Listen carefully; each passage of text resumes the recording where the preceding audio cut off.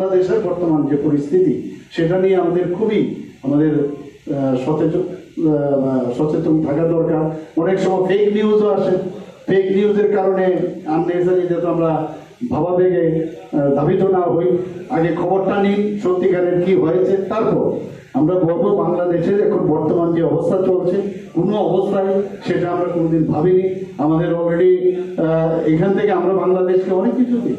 আজকে ওনাদেরকে আমরা ইলেকট্রিসিটি দিচ্ছি, এবং শুধু তাই না, বহু জিনিস আমাদের ভারতবর্ষ থেকে ওনাদের এখানে যান, ওনাদের এখান থেকে আমাদের এখানে আসে।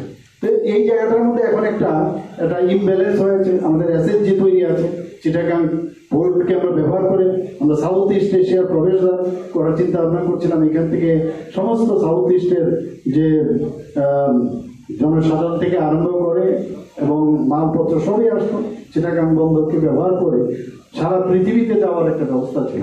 সেটা এখন একটু এখানে রেল লাইনও অলরেডি বিছানো হয়ে গেছে, সেটাও আটকে গেছে। কিন্তু এইভাবে বাংলাদেশে কিন্তু চলবে না, এতটুকু আমি বলতে পারি।